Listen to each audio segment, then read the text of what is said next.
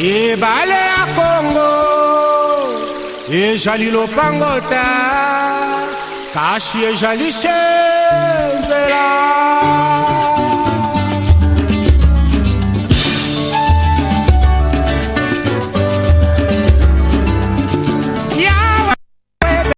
Que le premier malade a été découvert, un ressortissant chinois mis en quarantaine depuis.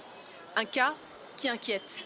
Mais l'Afrique est-elle vraiment menacée par la maladie? En regard des échanges que l'Afrique ou bien le monde entier a entre la Chine, l'Afrique et les autres parties du monde, donc en fait c'est vraiment quelque chose qui fait que la menace est vraiment réelle. Une menace réelle, car depuis le début des années 2000, la Chine investit beaucoup sur le continent, jusqu'à devenir son premier partenaire commercial. Beaucoup de ressortissants y viennent chaque année. Au niveau des aéroports, les informations, en tout cas de ce que je connais au Sénégal, donc il y a la liste des passagers qui viennent de la Chine, qui sont transmis quotidiennement au niveau du ministère de la Santé, et le checking va se faire à partir de cela. De nombreux pays africains ont suspendu leur vol avec la Chine.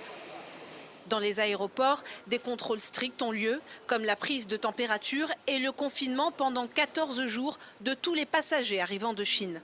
Ici, en Côte d'Ivoire, un cas suspect avait été découvert à l'aéroport d'Abidjan.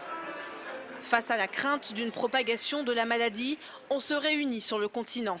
Comme ici, à Bamako, où les ministres de la Santé d'Afrique de l'Ouest travaillent ensemble pour affronter le coronavirus. On part d'ici vraiment satisfait parce que nous allons développer des plans, bien sûr, de réponse nationale qui existent dans plusieurs cas déjà.